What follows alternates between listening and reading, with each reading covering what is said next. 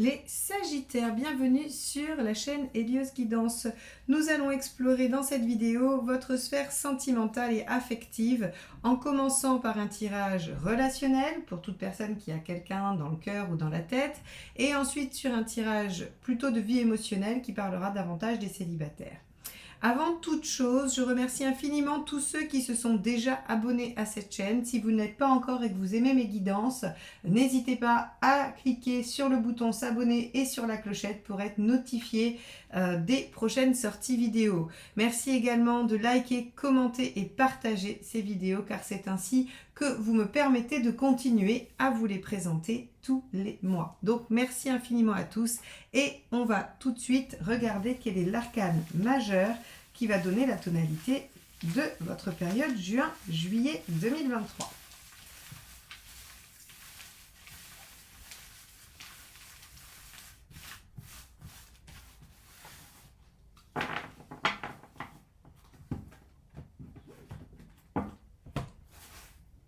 Alors, celle-ci, la force. Alors avec la force, on a la maîtrise de la situation, on reprend le dessus, on est dans le contrôle, c'est-à-dire que si on s'était laissé déborder par quelque chose, ses émotions, un événement, une personne, du travail, dépassé par le temps, on va retrouver la maîtrise des choses et on va pouvoir à nouveau être dans quelque chose de plus équilibré. Alors dans un relationnel, ça peut vouloir dire que on peut retrouver la maîtrise des événements, on peut retrouver un peu de contrôle dans ce qui se produit, on ne subit pas la relation. Donc on va aller regarder comment ça se décline dans votre tirage. On va voir tout de suite quel est l'état d'esprit du partenaire.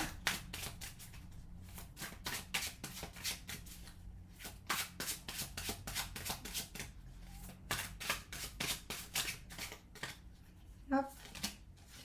Le 10 de coupe. Alors, le 10 de coupe, c'est quand même faire de sa vie un rêve, avoir envie d'aller vers un idéal, de créer son idéal. Donc, en fait, si vous voulez, vous avez un ou une partenaire dans une dynamique d'épanouissement, de plaisir, de construction, de quelque chose qui va venir parfaire son bonheur et aussi rayonner dans tous les aspects de la vie. Donc là, c'est quand même une très belle carte pour un tirage relationnel. On a une très belle envie du côté du partenaire. On va voir ce qui se passe de votre côté.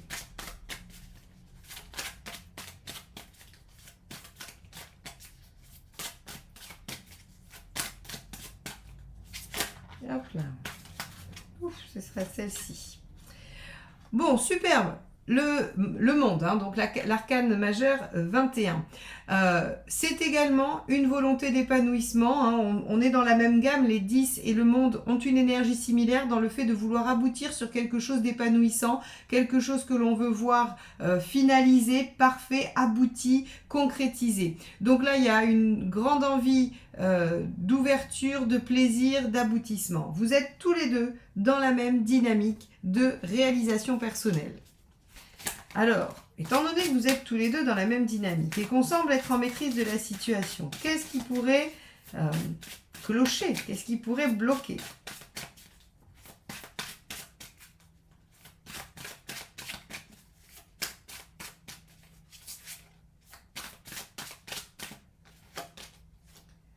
Le soleil. Le fait d'y voir clair, d'accord. Est-ce que vous avez du mal à vous projeter? Est-ce qu'il y a des choses extérieures sur lesquelles vous pourriez retrouver la maîtrise sur cette période, mais qui jusqu'à présent vous empêchent de voir clair? Vous empêche de vous projeter, vous empêche de faire des plans, des projets qui visent justement cette réalisation et cet aboutissement. Parce qu'ici, on a un état d'esprit dans la volonté d'aboutir. Est-ce qu'on vous empêche? Est-ce que vous avez du mal à réaliser, à concrétiser? Avec le soleil, on pourrait aussi avoir du mal à prendre plaisir. On pourrait avoir du mal à avoir des moments joyeux, légers, un peu... voilà, alors pas superficiel du tout, hein, mais en tout cas à avoir des beaux moments de partage. Ok, donc on est encore quand même sur un arcane majeur. On va aller voir le conseil et ce qu'il ne faut pas faire. Comme ça, on aura un peu plus d'idées de ce qui se joue. Alors, le conseil... On a le mât.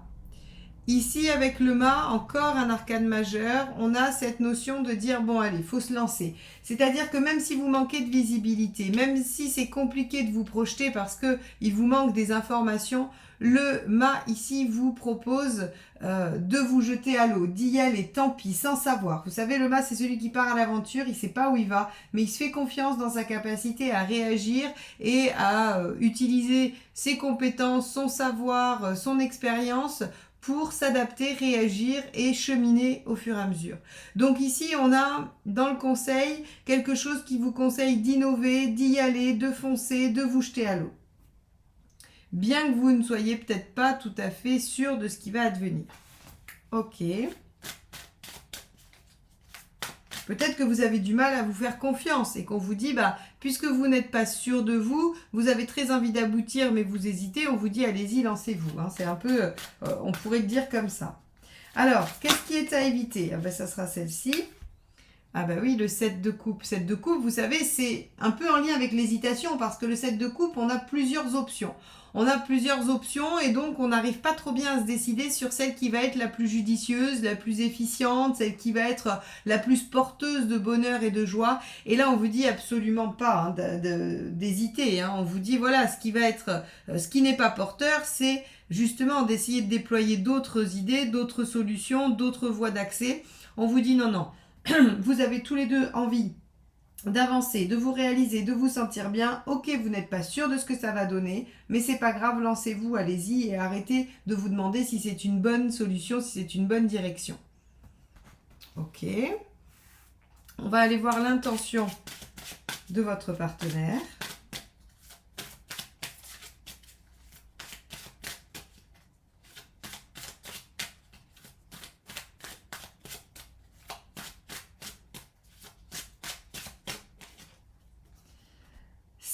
De denier.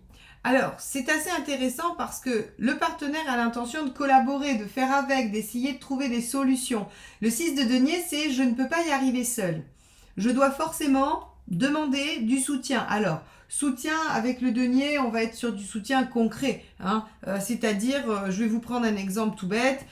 Si votre partenaire il a envie d'avancer et que pour avancer, par exemple, il faut qu'il demande une mutation professionnelle, admettons, eh bien le 6 de denier, en fait, signifie qu'il a l'intention de demander de l'aide pour ça. C'est-à-dire qu'il va aller auprès de son administration, faire des demandes, il va essayer de chercher du soutien parmi ses collègues ou des gens qui pourraient être influents. Avec le 6 de denier, on collabore pour obtenir, pour faire, pour construire. Donc, votre partenaire n'a pas l'intention de se dépatouiller tout seul des obstacles ou de la non-visibilité, il a l'intention de se faire aider. Si par exemple c'est un blocage sur l'engagement, il va probablement avoir envie de consulter et de faire tomber ce blocage. Vous voyez, on a vraiment cette notion d'aller chercher de la collaboration, de l'aide, du soutien pour pouvoir avancer et réaliser ce que l'on souhaite.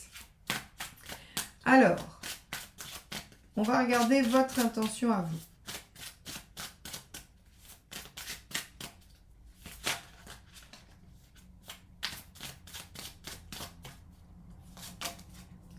Le 7 de bâton. Alors avec le 7 de bâton,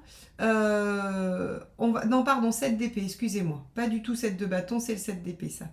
Le 7 d'épée, vous avez l'intention de garder encore des choses secrètes. Assez intéressant. Parce que on voit ici qu'il y a un manque de visibilité. Il y a plusieurs options qui semblent vous préoccuper. Mais on vous dit lancez-vous. Et avec un 7 d'épée ici, on a l'impression que vous allez peut-être essayer de déployer cette version-là, ce projet, cette relation, ce qui vous préoccupe en ce moment. Mais vous avez quand même l'intention de garder une ou deux options en tête. Alors, ici, c'est pas vraiment ce qu'on vous conseille. Donc attention, parce qu'avec un 7 d'épée, ça peut se retourner contre vous. Ça peut éventuellement vous jouer des tours. C'est-à-dire que si le partenaire, qui lui en fait est dans une dynamique 10 de coupe et 6 de denier, découvre que vous jouez sur plusieurs tableaux ou que vous essayez de jouer la sécurité ou que vous essayez d'avoir une porte de sortie, il pourrait mal le prendre. Après, avec un 7 d'épée, on peut être dans un autre degré, on peut être juste sur le fait de réfléchir à plusieurs solutions pour arriver à cet objectif-là. Hein. C'est la difficulté du 7 d'épée, c'est qu'il peut parler de choses que l'on cache, mais il peut aussi parler d'élaboration de plusieurs pistes de réflexion que l'on garde pour soi. Donc, à vous de voir comment vous avez envie de gérer ça, mais a priori, on vous conseille quand même de vous lancer et pas trop de réfléchir. Hein. On va voir où vous en êtes à la fin de la période.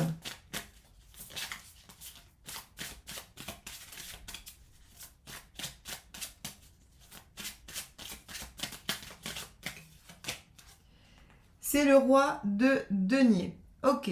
Roi de denier, on vous dit, vous arrivez à construire, vous arrivez à évoluer, vous arrivez à stabiliser. Alors, très bien, parce qu'ici, vous voyez, c'est des énergies de construction, de fin, de validation. Et ici, on voit bien que finalement, vous arrivez à ça. Le roi de denier, il arrive au bout de ce qu'il voulait construire. Il est dans une espèce de plénitude parce qu'il est tranquille, il est serein, il a construit tout ce qu'il avait à construire. Donc là, ici, très bonne dynamique qui nous dit que finalement, vous arrivez à votre objectif. D'où la force ici qui nous dit que vous récupérez la maîtrise sur une situation. À mon avis, ce qui s'est passé pour vous, c'est que vous avez dans cette relation des doutes, des choses que vous ne maîtrisiez pas jusqu'à présent, qui vous empêchaient d'y voir clair et donc qui vous faisaient hésiter. Maintenant, on vous dit lancez-vous, allez-y, arrêtez de réfléchir. Le partenaire va visiblement être actif et ça vous permet d'aboutir et de concrétiser. Bon. On va aller voir la suite. Alors, quels sont les 3 conseils qu'on vous donne? Le 4 de bâton. Célébrez ce qui est déjà réussi, ce qui est déjà ancré, ce que vous avez déjà mis en œuvre. Le 4 de bâton, vous savez, c'est souvent la carte du mariage parce que le mariage symbolise en fait la construction de base de la famille. On dit toujours, une fois que vous êtes marié, vous avez créé les conditions au développement d'une famille, alors à l'accueil des enfants et tout ça. Alors, ce que je vous dis, c'est dans le sens du mariage. Je ne dis pas qu'on a besoin de ça pour construire une famille, mais en tout cas, j'essaye de vous montrer qu'en fait, si vous voulez, le mariage n'est pas un aboutissement dans sa fonction première. C'est la base, la chape de la maison, c'est la base de la famille, c'est ce qui était dans l'ancien temps la condition nécessaire et première à construire une famille. Et donc, si vous voulez, ce 4, il vient ancrer, il vient stabiliser des choses de base nécessaires à votre déploiement. Donc, on vous dit ici, venez démarrer des choses, ancrer des choses dans cette relation ou dans ce projet entre vous pour pouvoir ensuite bâtir, continuer à bâtir et à avancer. Alors, on va poursuivre sur les conseils.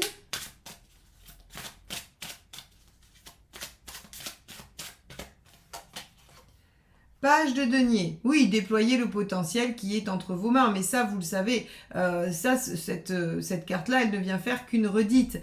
Évidemment qu'il y a du potentiel. Vous êtes tous les deux dans la volonté de vous épanouir, de créer une situation plaisante, agréable, presque idéale. On vous dit en plus que il faut y aller, il faut vous lancer. Donc oui, en fait, ne ratez pas le déploiement de ce potentiel-là. Mais là, vous l'aviez compris. Vous l'aviez compris déjà.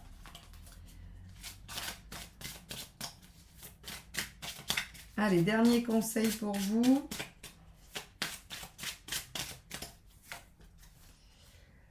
Le 2 de bâton. Et oui, faites un choix. Mais ça, c'est à cause de votre 7 de coupe et 7 d'épée. Je vous ai dit, s'il y a plusieurs options, si vous êtes en train de vous dire, est-ce que c'est bien ça? Est-ce que je vais à droite ou à gauche? S'il y a plusieurs personnes ou s'il y a plusieurs façons de réaliser le projet. Là, on vous dit, il va falloir y aller, il va falloir vous lancer. Il faut arrêter d'essayer de voir s'il y a d'autres issues, d'autres façons de faire, si c'est vraiment la bonne, et de réfléchir à toutes les options.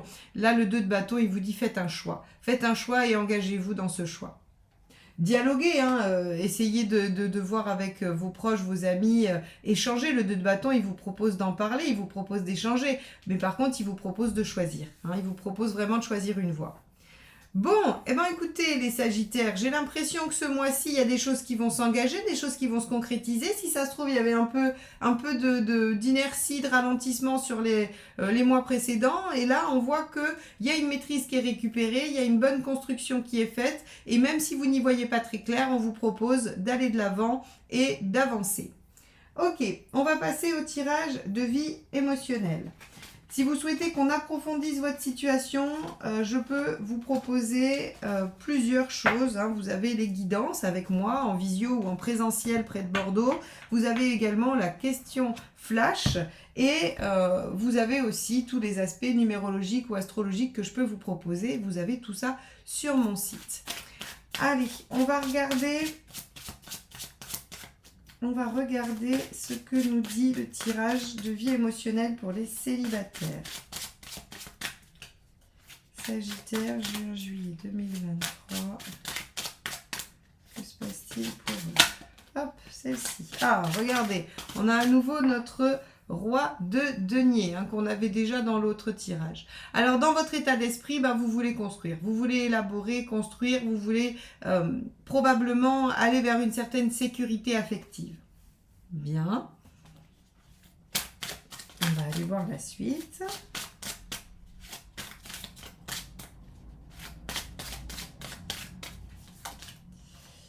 Cavalier de bâton. Et vous avez envie en fait d'évoluer. Alors c'est assez intéressant parce qu'ici on voit que vous avez envie de sécurité, vous avez envie de construire, mais que ce n'est pas du tout le cas puisque le cavalier de bâton nous dit que vous avez envie de déployer votre énergie pour aller vers ce but, vers cet objectif. Hein. Le cavalier de bâton, c'est celui qui met tout son enthousiasme et son énergie au service de sa quête, au service de ce qu'il veut atteindre et obtenir. Donc en fait on nous dit vous voulez de la stabilité, vous voulez construire et en plus de ça vous êtes prêt à déployer l'énergie nécessaire pour le faire. Ok, très bien. On va regarder ce qui pourrait être bloquant.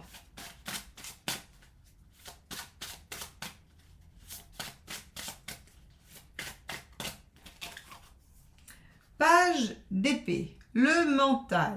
Ok, le fait de vouloir tout, alors j'allais dire tout maîtriser, mais tout maîtriser par le mental, c'est-à-dire tout comprendre, tout avoir tous les tenants et les aboutissants. En fait, si vous voulez, ici, justement, on va être dans la force, on va être dans la maîtrise. C'est-à-dire qu'au lieu de vous laisser aller à de la découverte, à de la nouveauté, à de la surprise, vous avez envie de border tous les aspects. Donc, ici, vous vous dites, je veux construire quelque chose de solide et je suis prêt à faire tous les efforts pour. Donc, je veux que ça ressemble exactement à ce que j'ai en tête et rien d'autre. Et je veux déployer mon idée, mon potentiel, page, tel que je l'imagine, tel que je le pense. Bon. Allons voir. Il y a peu de chances que ça marche. En général, quand vous voulez rencontrer un type de personne ou quoi, on vous présente l'inverse. On vous amène sur un plateau tout ce que vous ne voulez pas, ou en tout cas, il y a toujours quelque chose qui vous dit, non, mais j'avais pas demandé ça à l'univers. Tempérance, oui, bien sûr, tempérance en conseil. Essayez de faire des compromis, essayez autant de ne pas renoncer à des choses qui sont essentielles pour vous. Bien évidemment, je ne vous dis pas qu'il faut prendre la première personne qui passe et construire avec elle quelque chose qui ne ressemble pas du tout à ce que vous voulez. C'est pas la question. C'est qu'en fait, si vous voulez, avec tempérance, on nous dit qu'il faut peut-être faire des compromis, il faut peut-être s'adoucir, il faut peut-être mettre un peu d'eau dans son vin, comme on dit avec tempérance. Parce que vous allez peut-être rater quelque chose en ne vous autorisant pas à déployer ou à laisser venir une relation qui, au premier abord, pourrait ne pas ressembler à ce que vous souhaitez. Je dis bien pourrait ne pas ressembler. Parce que ce qui est assez intéressant, c'est que dans la séduction ou dans la période de séduction, les gens ne sont jamais vraiment eux-mêmes. Et donc, parfois, on a l'impression qu'il faut jouer un rôle, qu'il faut avoir l'air d'une certaine personne et montrer des choses. Alors, souvent, on dit les gens se montrent sous leur meilleur jour et puis après, ça se dégrade. Mais il y a aussi des gens qui sont terrifiés par la rencontre et qui n'arrivent pas à être eux-mêmes et qui sont un peu en retrait, un peu timides, trop discrets, qui n'osent pas montrer toutes leurs qualités. Et en fait, vous vous rendez compte au fur et à mesure du temps que ces gens-là, finalement, ne ressemblent pas du tout à la première impression que vous avez eue d'eux. Eh bien, en fait, ici, si vous voulez, ce que vous dit tempérance, c'est essayez quand même d'aller vers la discussion, vers la convivialité, vers quelque chose qui vous permettra de découvrir cette personne et de mettre un peu d'eau dans votre vin dès le début. Parce qu'ici, on a une telle détermination à vouloir construire quelque chose que l'on souhaite, et c'est bien légitime, mais en fait, si vous voulez, ça vous enferme, et ici, on est vraiment dans une construction mentale, alors qu'il y aurait plutôt tendance à devoir être dans une dans un aspect sentimental, émotionnel, de ressenti, d'intuition. Donc, on vous propose de mettre un petit peu d'eau dans votre vin pour pouvoir rencontrer éventuellement quelqu'un qui pourrait vous surprendre. Hein, en gros, c'est un peu ce que ça dit. Alors, on va aller voir ce que ça nous dit à la fin. On a le 7 de coupe. C'est marrant parce qu'on a les mêmes cartes qui reviennent, que vous soyez célibataire ou pas. Alors ça, c'est génialissime dans un tirage de célibataire parce que ça veut dire que vous allez avoir le choix. Le 7 de coupe, c'est qu'il y aura plusieurs prétendantes et vous aurez le choix. Vous aurez le choix parmi plusieurs personnes. C'est là où, à mon avis, on vous dit attention, méfiez-vous des apparences, d'accord? Méfiez-vous des apparences et de ce que vous pourriez comprendre de ces apparences. Parce qu'à mon avis, la personne qui sera la mieux pour vous, elle n'est pas forcément celle que vous allez identifier comme telle au début. Hein. Mais en tout cas, on a plein de possibilités. C'est-à-dire que l'univers a bien compris que vous étiez déterminé à construire et on va vous proposer des personnes. On va vous faire rencontrer des gens. Alors, on va aller voir la dernière carte.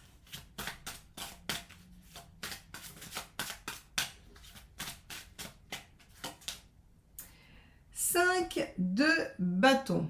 Et vous serez en conflit intérieur parce que vous serez partagé entre l'idéal qui est représenté par l'un des prétendants ou l'une des prétendantes et éventuellement une personne vers qui vous pourriez vous sentir attiré mais qui ne rassemble pas, on va dire, les critères. Alors, que faire avec ça? Eh bien, en fait, si vous voulez, déjà, ce qui est à savoir pour vous les célibataires, c'est que, bon, vous n'allez pas rester seul, d'accord? Vous n'allez pas rester seul, vous aurez des possibilités de rencontre, des possibilités de relation. À l'intérieur de celle-ci, il y en aura une qui sera la bonne, mais je crois que l'épreuve de l'univers aujourd'hui, elle n'est pas de vous dire, ben voilà, on va vous dire que c'est celle-ci. En fait, c'est d'arriver à faire le bon choix pour vous-même. Si ça se trouve, par avant, vous avez eu des relations auxquelles vous vous êtes accroché, dans lesquelles vous êtes investi et qui n'étaient pas bonnes pour vous et vous le saviez ou en tout cas vous en aviez quand même un arrière-plan. Et là aujourd'hui, on vous dit il va falloir que vous puissiez identifier et reconnaître ce qui va être le mieux pour vous. Et que ce qui va être le mieux pour vous n'est pas forcément l'idéal ou la représentation, on va dire, inconsciente ou instinctive que vous avez de la perfection de la relation. Je crois qu'il est essentiel, quand vous allez rencontrer ces gens, de vous poser la question, est-ce que je me vois évoluer de façon épanouissante dans cette relation ou pas?